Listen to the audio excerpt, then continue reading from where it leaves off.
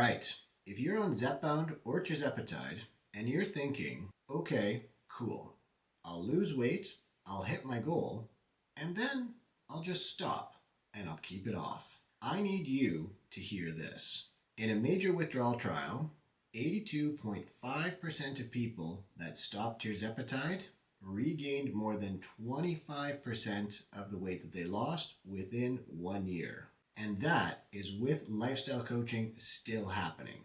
Yeah, that number ain't a typo. And for the people in the back that are shouting, just eat less. Yeah, we tried that. The study participants tried that. They even had professional coaching on board, and it still didn't work. So let's respect the biology and be sure to hit that subscribe button right now, because this video might save you a year of frustration. Now, let me paint you the most common midlife scenario. We've got Linda. She's 58, and menopause showed up like a wrecking ball. Sleep is weird, stress is high, and the scale climbed even though she was doing all the right things. She starts Tirzepatide, and for the first time in years, that food noise gets a little bit quieter. And she loses a meaningful amount of weight. And then her insurance changes.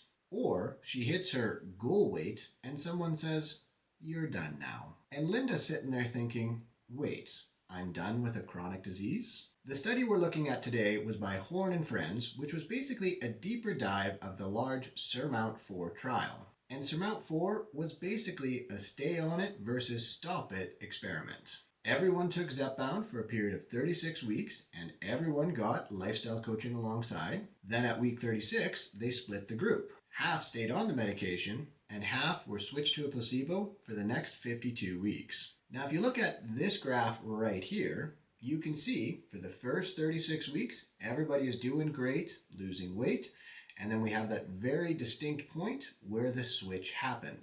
And the moment the medication was removed, the placebo group showed the rebound effect, and their weight started climbing back up. So the post-hoc analysis we're going to look at today zoomed in on the 308 individuals that all stopped the medication. And they wanted to answer two questions. One, how much weight comes back on? And two, what happens to the various health markers when that weight does come back?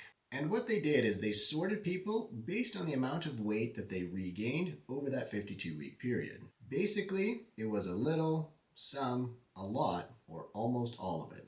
And to give you a quick example, if say in that first 36 weeks you lost 40 pounds, 25% regain would have been 10 pounds, 50% is 20 pounds back, and 75% was 30 pounds back. Now, here's what happened overall in the trial. Only 17.5% of people, or 1 in 6, were able to keep their weight under that 25% regain line.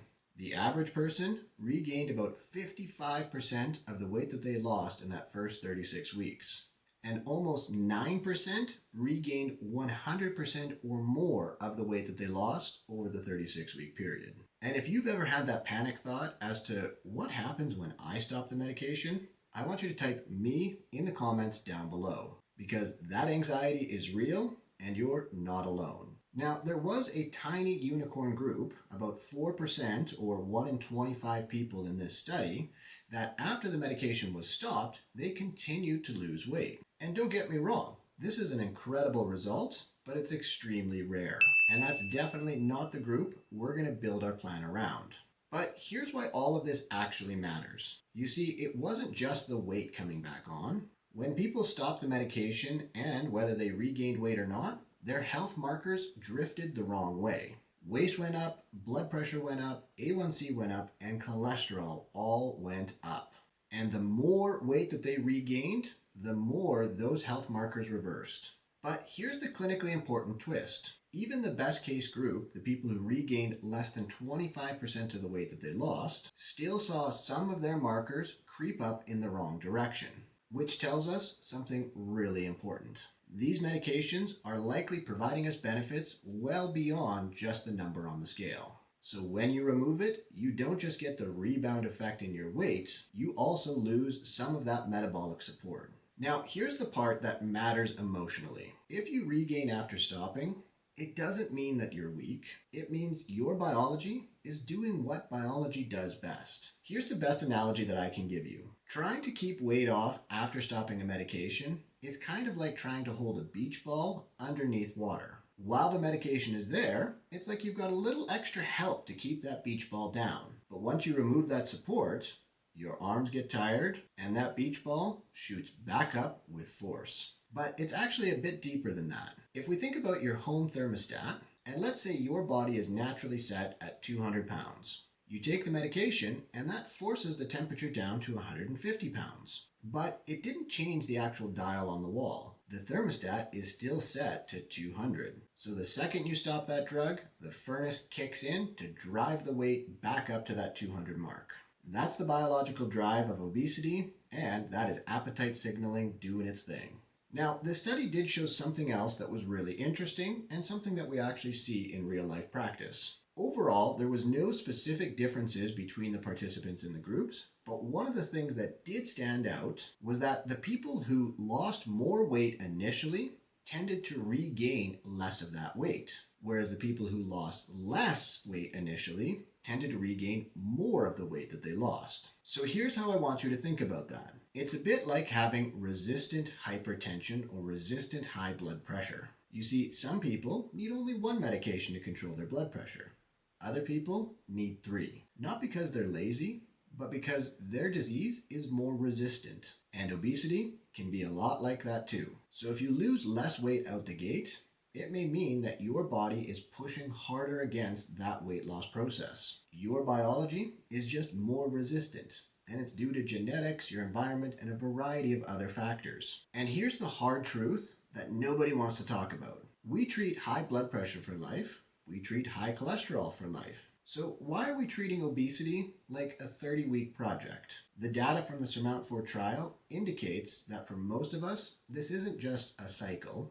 This is maintenance therapy. Now that's not a moral failure. That's chronic disease physiology, mixed with menopause, sleep, genetics, the environment, stress, the whole soup. All right, so what do we do with this? I'm going to give you 3 reality-based moves. Number 1, reframe the goal from stopping to maintenance. Right now, the best research we have suggests that staying on the medication is the way we gotta go. And maybe that means finding your lowest effective dose, or maybe it means spacing out your dose a little bit. But if you can stay on it, the science says you should. Now, if you must absolutely come off of it due to cost, insurance, or some other reason, then you need to get a clinician-guided exit to help you do it properly. Number 2 is protect your muscle like it's a retirement account. When weight cycles back, a common problem is regaining more fat than lean tissue. So if you're reducing or stopping, number 1, protein first. Number 2, resistance training. Consistency is your best friend here. And don't let the I'm tired turn into I stopped moving. Number 3, set a tripwire, the 25% rule. Regaining 25% of what you've lost is the danger zone where the benefits start slipping. So decide now. If you hit that tripwire, you don't shame spiral and beat yourself up. You intervene early, because waiting until you've regained 75% is like noticing your house is on fire when the roof is already gone. Now, I want to know your game plan. If insurance denied your refill tomorrow, what is your plan B? Is it tapering? Is it white knuckling? Tell me in the comments down below. And if looking at these stats makes you feel like the odds are stacked against you, listen, you don't have to fight your biology alone. Inside my Dr. Dan's Empowerment Hub, we build the off-ramp maintenance strategies that help you to manage this beach ball thermostat effect. So you're not white knuckling it the moment the dosages change. And you can start your 14-day free trial today. The link is down below in the description as well as in the pinned comment. Because the people who do the best long-term are not the ones with perfect willpower. They are the people that have support and structure. All right, let's bring this plane into land. Here is your take-home messages. In the SURMOUNT-4 withdrawal trial, most of the people who stopped the medication regained the weight. 82.5% regained at least a quarter of the weight that they lost within a year. And on top of that, when the drug stopped, markers drifted. Waist went up, blood pressure went up, A1C all went up. And even minimal regain didn't fully protect the health benefits, which suggests these medications are helping well beyond just the number on the scale. And in case I haven't said it enough, this isn't a character flaw. This is chronic disease physiology. And just like we wouldn't shame somebody who has diabetes for needing insulin, you shouldn't shame yourself for needing long-term metabolic support. Alright, if this video helped you out, be sure to hit the like button, subscribe, and share the video with someone else who's maybe been told, when you reach your goal weight, just stop. And as always, please remember, it is the small tweaks that lead to massive peaks.